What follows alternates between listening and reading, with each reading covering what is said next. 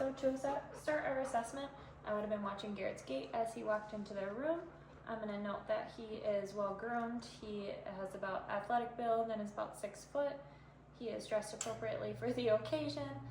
He does not appear to be in any acute distress. He is alert and oriented ×4. His speech and language is appropriate, and his emotions are appropriate for the conditions for today. So after that, I'm going to start with assessment of the skin. So I'm going to note the overall color of the skin. I'm going to look for any nevi. I'm going to look at vascularity. I'm going to look at musculature, and I will look for any piercings or tattoos on Garrett. So if I notice any nevis that I am concerned about, I'm going to look at asymmetry, border, color, diameter, and elevation of that area. And then I'm going to palpate the skin. I'm going to palpate the skin for moisture. I'm going to feel if there's any erythema present, any masses or tenderness, and then I can also check skin turgor, and his is less than 1. After assessment of the skin, then I'm going to start by doing an assessment of the hair. So I'm going to note that it's kind of a dirty blonde color between blonde and brown. It is appropriate for his gender throughout his body, and I'm going to note that the hair on the head has no areas of alopecia. Then I would palpate this, the head, and I'm just going to feel the scalp areas, feeling for any edema, masses or tenderness on there as well. Then I'm going to palpate the frontal sinuses and the maxillary sinuses. I'm going to look at symmetry of the head and symmetry of the facial structures in the front. That is all symmetric and looks normal. So then I can also assess our lymph nodes. So I'm going to assess our occipital lymph nodes, our postauricular, our preauricular, our submandibular, submental, and our anterior cervical, posterior cervical, and our infraclavicular or supraclavicular and infraclavicular lymph nodes. Then we will assess cranial nerve 5, so that is trigeminal. So I'm going to have you open and close your mouth, and then side to side. Any pain or clicking with that? No. No. Okay, so cranial nerve 5 is trigeminal, so the motor function is intact, and then for sensory function, I'm just going to palpate the frontal, the maxillary, and the mandibular areas and make sure that he can feel sharp and soft and dull sensations on there. Then we will assess cranial nerve 7, that is the facial nerve. So I'm going to have for the motor part, I'm going to have you, can you puff out your cheeks and smile, frown, raise your eyebrows, whistle. Okay, perfect. So all of that was intact. And then for the sensory function of that, I'm going to make sure that taste is intact. So on the anterior 2/3, I can use a taste such as salt to make sure that is intact as well. After that, I'm going to start by assessment with the eyes. So I'm going to assess Garrett's upper and lower eyelids, the eyelashes, just assessing for any masses, erythema, any discharge present at those areas. And then I'm going to assess the eyebrows. Everything is symmetric on both sides. I will pull down on the conjunctiva and just notice that that is pink and moist as well. Then I will look at the sclera color. There's no icterus present. It is white and intact. Note the pupil size is about 4 millimeters right now, and the iris is intact with no flaking of the iris as well. Next, I would take our fundoscope, and I am just going to look into the eye. I am going to look at the lens clarity. The lens is clear. And then I'm going to follow that red light back into the eye. I'm going to note the retinal background is orange/red in the back. I'm going to note, go lay down, girls. I'm going to note the macula. I'm going to look at that retinal background. There is no papilledema, no pulsations present back there. I'm going to note that the optic disc is sharp. There's no nicking present with that. And I would, I think that's all the structures in the eyes. Next, I would assess cranial nerve 2, so that's the optic nerve. And with that, I'm going to just do the cover test. So cover one eye, and can you tell me how many fingers I'm holding up? 1, 2, 3. Perfect. I would do that on both sides. Then we'll assess visual acuity using the Snellen chart at 20 feet away seeing the lowest line, he can read that for visual acuity, and then the Jaeger chart for near vision at about 18 inches and assess for his visual acuity there. We can also make sure with color discrimination that he is not colorblind for that one. Then I will take a pen light to assess cranial nerves 3, 4, and 6. So cranial nerve 3 is ocular motor, 4 is trochlear, and 6 is abducens. So to do that, I would do this bilaterally, and I'm going to go into the pupil with the light. Notice constriction of this pupil. That is that one's reactive to light. Then we'll check consensual response. So I'm going to put it back into this pupil. Notice that this pupil should constrict. Next, I am going to take the pen light, turn it off, and bring it towards the middle. Eyes should converge together. This is texting convergence, and that the pupil should also constrict a little bit when moving inwards. Next, we'll assess our 6 fields of vision. So can you watch my finger, Garrett? And I just want to make sure that the iris goes all the way out to the sides of the eye, working, like I said, in an H pattern. Perfect. Yeah, I know. Okay, so that is all intact there as well. I think that was all of our tests for the eyes. Then we're going to go into our ear assessment. So I'm going to assess the outside of the ear first. I'm going to note the helix, the tragus, the tragus, the mastoid bone, and the helix. And then I would palpate all those areas for any masses, erythema, or edema, or pain. There's none present. Then I'm going to take my otoscope, and I'm going to start by pulling the pinna out and back. For an adult, for a patient less than 3, I would pull the pinna out and down. Then, using my otoscope, I'm going to look into the ear, noting any cerumen, no foreign bodies present in the ear. I'm going to go all the way back until I can see the temporal, or the tympanic membrane that is pearly gray.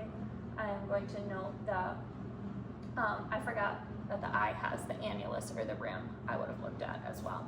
So then going back to the ear, we're going to note the tympanic membrane is pearly gray. I'm going to see the long bone, the umbo, and the malleus. I'm going to note that our light reflex is at 5 o'clock on the right ear and 7 o'clock on the left ear. And yeah, the tympanic membrane is also intact. There's no bulging or redness present there as well. Then to assess cranial nerve 8 is the acoustic nerve. So for that, I'm going to cover this ear, stand over here, and whisper, banana. Banana. Okay, so cranial nerve 8's intact at that. We can also do the Weber and the Rin test. So I would strike a tuning fork, place it at the top of the head. What side do you hear that on? Both.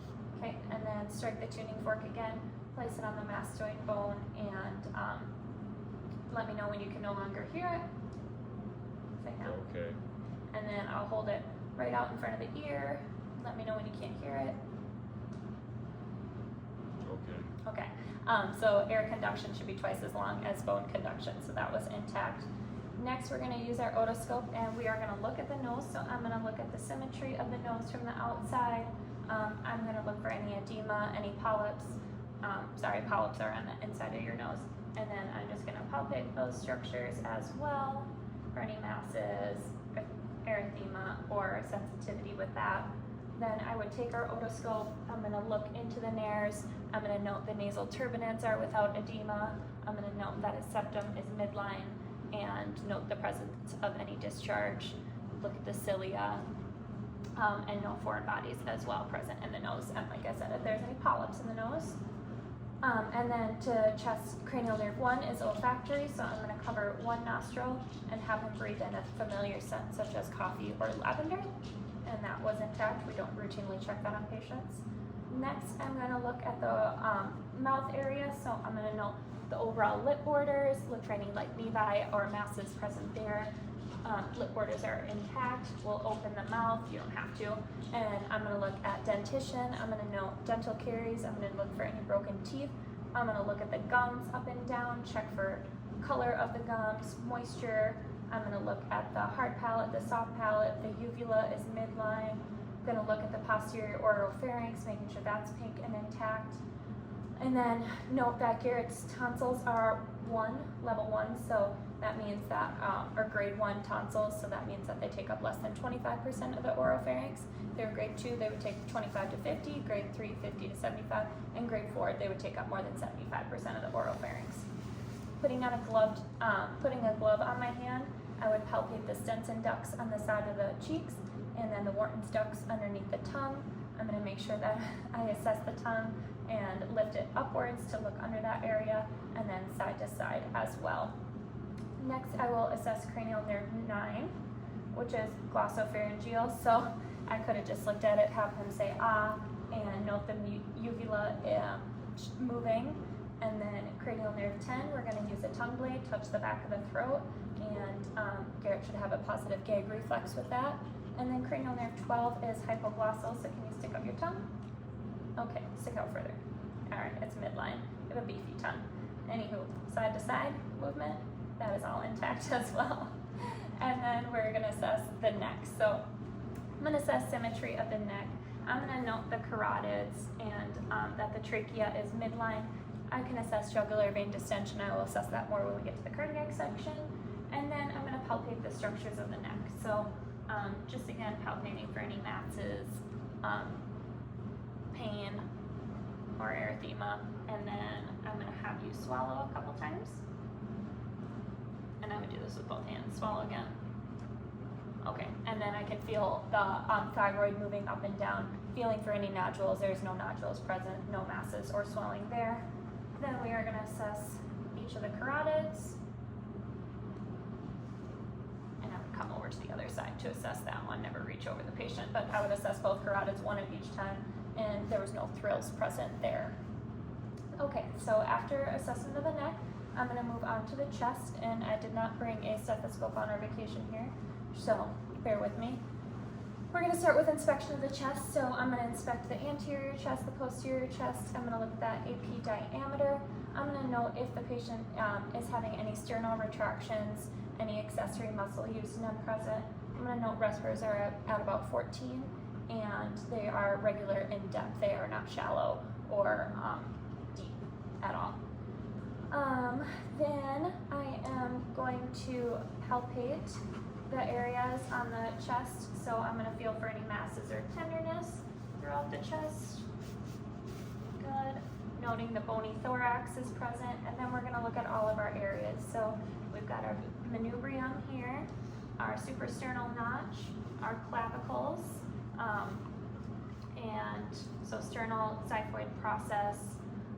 We've got our mid-axillary line, anterior axillary line, posterior axillary line, mid-clavicular line, and mid-sternal line as well. So that is the anterior areas of the chest.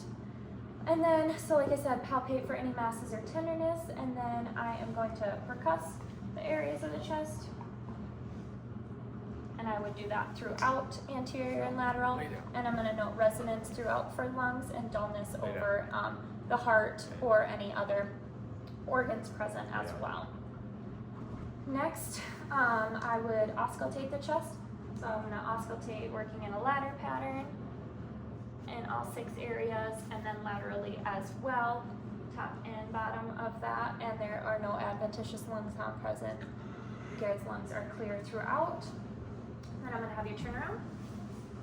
Oh, and I would have noted the costovertebral angle at the front of the patient as well. So in the back, it's difficult to tell with Garrett's big jacket on, but we're going to look at the spine is midline, so that's our midline spine area. I'm going to note where C7 turns to T1. I'm going to note our scapula, and like I said, hard to tell with this jacket on here, but we're going to find the 12th ribs and the 7th ribs right about underneath the scapula. At the 10th ribs about, I'm going to just check for symmetry with breathing. So take a deep breath in. He did. There was no lateral movements of my fingers. They stayed symmetric through that. So no pneumothorax present.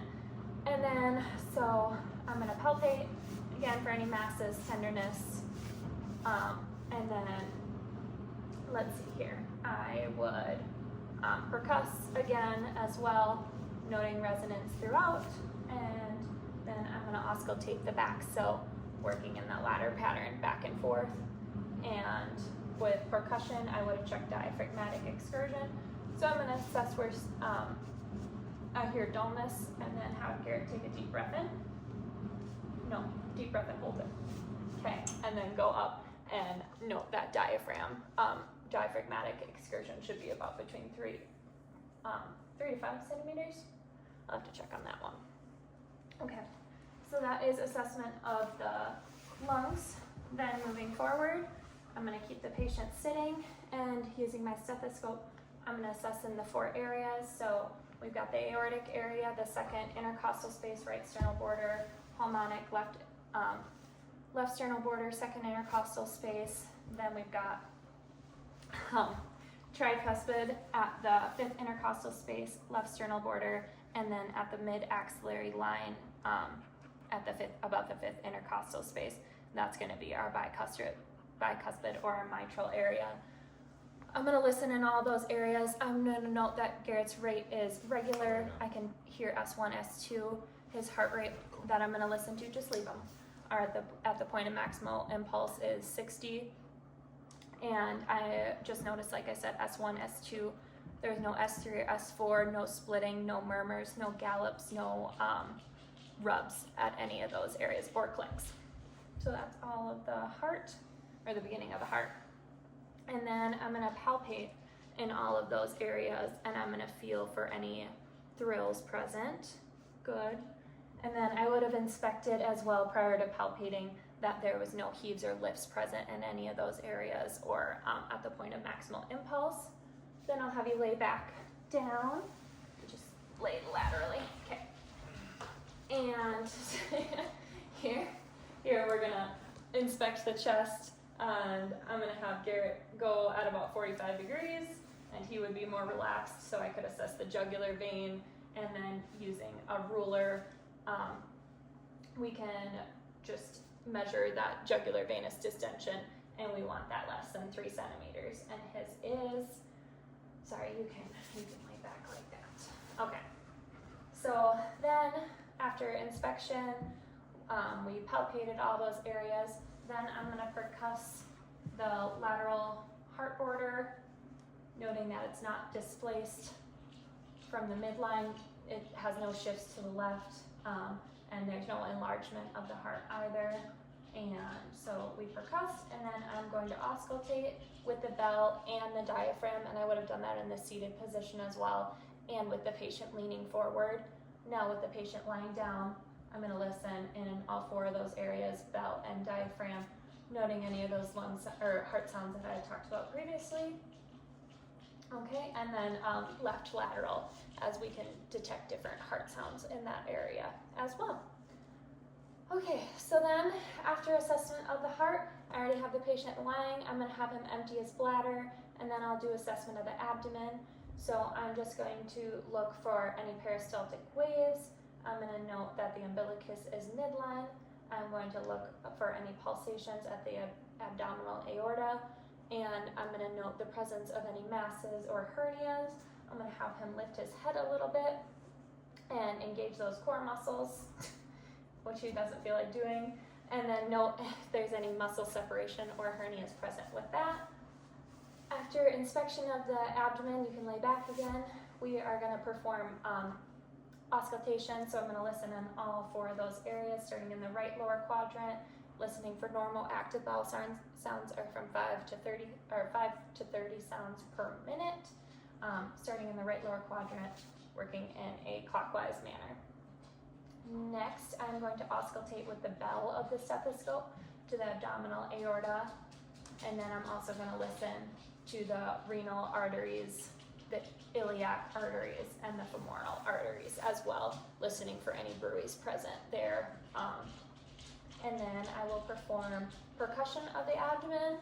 So just going to percuss in all of those areas, noting tympany. In the left upper quadrant, it's going to be a little bit lower area of tympany. That's going to be the gastric bubble. I'm going to percuss for the liver border edges, noting where tympany changes from dullness and from resonance to dullness of that liver border. Should be about, Garrett's is 6 centimeters, I'm going to say. And then we will assess at the mid-clavic or the mid axillary line about the 10th rib. We're gonna assess and see if we can percuss for that spleen. I could not hear any dullness present. And then we can percuss. I would have Garrett sit up, and then at the costovertebral angle, I would have Garrett, I'm gonna percuss on those lung areas as well. And note if he has any I would do that like this. And note if he has any tenderness present with that. Next, I would perform light palpation of the abdomen, feeling for any masses, hernias, feeling the musculature, feeling for any, Garrett does not have any pain or tenderness present with that. We are going to then perform deep palpation, noting that the abdominal aorta is at the midline. I'm going to palpate using the bimanual technique, feeling for the liver. I cannot palpate the liver. Feeling for the spleen, I cannot feel the spleen, and feeling the ribs on each side coming from the back. I cannot palpate those either. I'm going to palpate in the left lower quadrant, noting if there's any pain in the right lower quadrant, that would be a positive Rothsing sign, and then palpate in the right lower quadrant, that is McBurney's point. If he's got any tenderness there, none present, that could mean appendicitis. Left upper quadrant, right upper quadrant, that is going to be Murphy's sign if he had a sharp intake of breath or pain with that. Bloomberg sign, we're going to perform deep palpation and out if he had any pain with that. Rebound tenderness. Our iliopsoas, so lifting the leg up and noting if he's got any abdominal pain with that. And obturator in, no pain with that as well. Marco, he's going to stand up on his toes and drop his heels, and if he had any abdominal pain with that, and then sit back down. I forgot to do our specialized test for the lungs, so for that I'm going to put my stethoscope back in. I'm going to listen to the lungs and have Garrett whisper 1, 2, 3. It should sound faint and distant. Then I will have him say 99 for bronchophony, 99. and that should sound muffled and indistinct. And then whisper, then egophony, I'm going to have you say E. A, E, and it should sound like an E if it sounds like an A, or if any of those were, if they sounded like that, that could mean consolidation in the lungs. Thank you.